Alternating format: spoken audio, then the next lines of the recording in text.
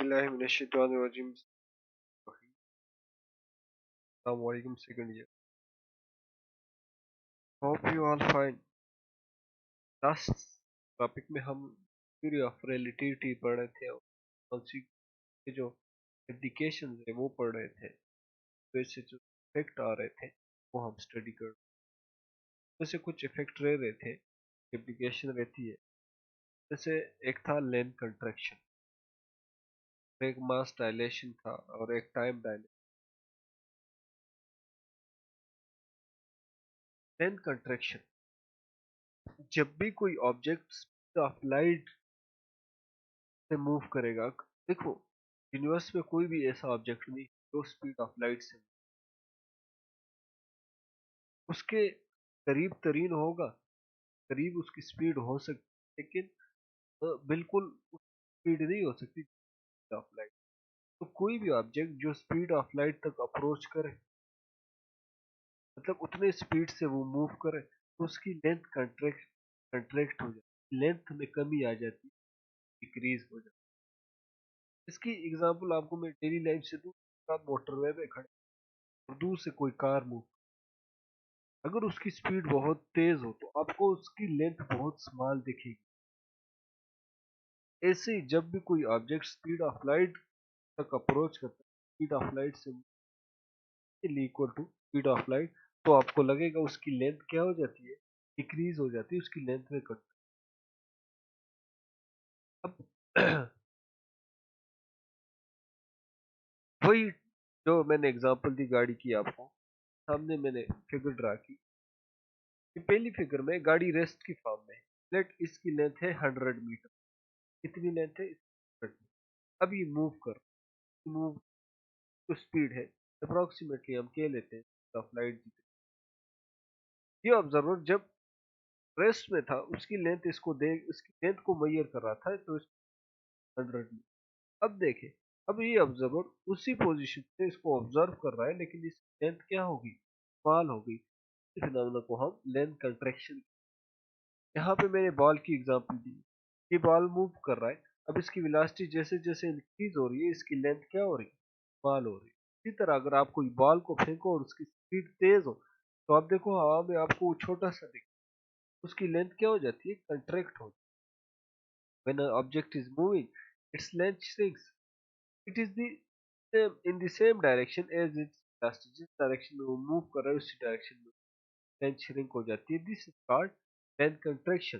This effect all object at all time when they are moving. सारे object के लिए जब वो मूव करेंगे, के लिए ये इफेक्ट है। It effects a race car going around a track you will be when you are.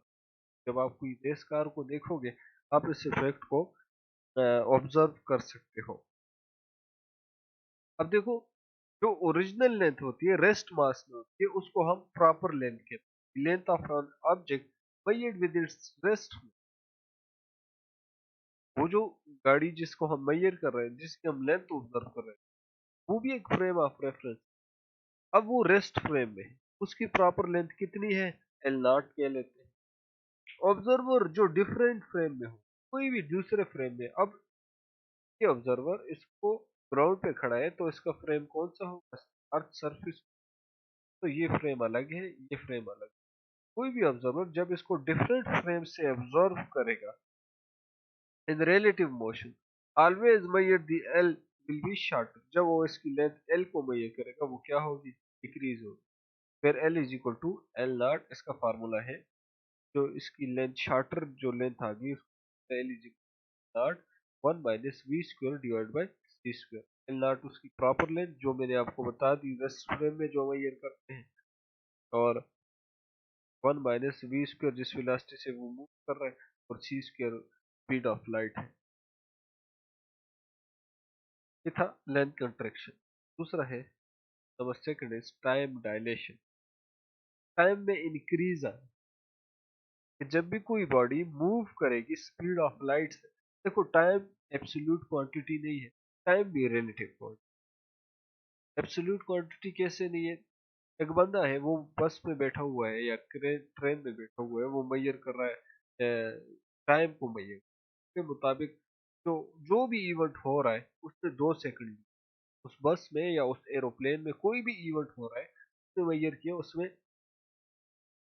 उस इवेंट ने कितना टाइम लिया, 2 सेकंड।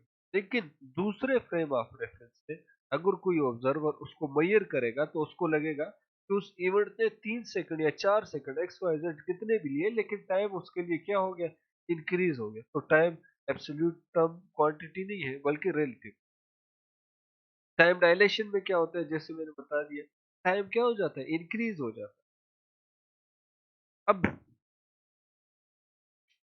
जो बंदा उसको रेस्ट फॉर्म फ्रेम में मेजर कर रहा है, लेट कोई बंदा है ट्रेन में जा रहा है, वो टाइम को मेजर कर रहा है, के मुताबिक कोई भी इवेंट हो रहा है, मतलब एक इवेंट ले लो, वो टेबल से अखबार उठा रहा है, पेपर, और उसको खोल रहा है, तो सारा मामला है उसके मुताबिक जो घड़ी लगी थी वो 2 सेकंड में हुई, 2 सेकंड में ये सारा कुछ हो, न्यूज़पेपर उठाया और खोल लिया। इस ये जो टाइम इसने लिया है इसको हम प्रॉपर टाइम कहते हैं, और इसको हम रिजल्ट रिप्रेजेंट करते हैं टी नॉट। लेकिन कोई ऑब्जर्वर जब बाहर से देखेगा, उसके लिए ये जो इवेंट होगा, ये जो उसने न्यूज़पेपर उठाया और खोला, ये 2.7 में अकर होगा, मतलब 7 सेकंड ज्यादा होगा, उसके लिए टाइम ज्यादा लिया। अब इस टाइम को हम टी कहते हैं।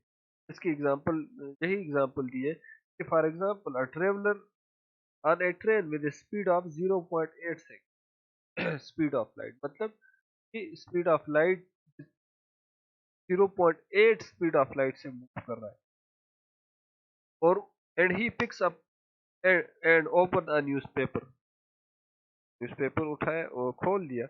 Even takes 1 second is measured by the train travel. तो ट्रेन में ट्रेवल कर रहे थे, उन्होंने ये इवेंट देखा, उसने कितना टाइम लिया, 1 second is observe by the person standing by the side of the track, even take 1.7। लेकिन जो बाय ट्रैक पे बंदा है, जब वो देखेगा कि इसने कितना टाइम लिया, उसके मुताबिक ये टाइम कितना होगा, 1.7 सेकंड, मतलब टाइम में इंक्रीज आया, टाइम इंक्रीज हुआ। Last one is mass dilation. Time, जैसे टाइम डायलेशन टाइम में इंक्रीज आया, मास डायलेशन मास में इंक्रीज आया, कि जब भी कोई बॉडी मूव करेगी विद स्पीड ऑफ लाइट से, उसका मास इंक्रीज होना शुरू कर। लेट मैं कोई बॉल लेता हूँ, उसको मैं कंटिन्यूसली एनर्जी प्रोवाइड करता हूँ, और उसको मैं मूव करवाना चाहता हूँ स्पीड ऑफ लाइट से, कुछ हद तक तो मैं उसको वेलोसिटी प्रोवाइड करूंगा, मतलब एनर्जी प्रोवाइड करूंगा कि उसकी वेलोसिटी इंक्रीज हो जाए। एक हद तक उसकी वेलोसिटी इंक्रीज हो जाएगी, उसके बाद मैं उसको जितनी भी एनर्जी प्रोवाइड करूंगा, वो एनर्जी कन्वर्ट होना शुरू हो जाएगी मास में, और इसी तरह उस पार्टिकल का या उस बॉडी का मास क्या होना शुरू हो जाएगा, इंक्रीज होना शुरू हो जाएगा। अनदर कॉन्सिक्वेंस है स्पेशल थ्योरी ऑफ रिलेटिविटी का, that mass of moving object increases as its velocity, जैसे जैसे वेलोसिटी इंक्रीज करेंगे, इसका मास इंक्रीज करेगा, और इसी फिनोमेना को हम टाइम डायलेशन कहते हैं। और इसके लिए जो एक्सप्रेशन है, that is M is equal to nought proper mass है, एम जो मास में चेंज आया है, इंक्रीज आया है, इनटू अंडर रूट, ये अंडर रूट है, अच्छा, under root Y 1 - v² divide by c², v² उसकी वेलोसिटी और c² का स्पीड ऑफ लाइट है, M naught rest mass of particle है, v velocity of the particle है रिलेटिव टू स्टेशनरी ऑब्जर्वर, को जो ऑब्जर्व कर रहा है उसके रिलेटिव, और m जो है उसका रिलेटिविस्टिक मास है जिसमें इंक्रीज आया है।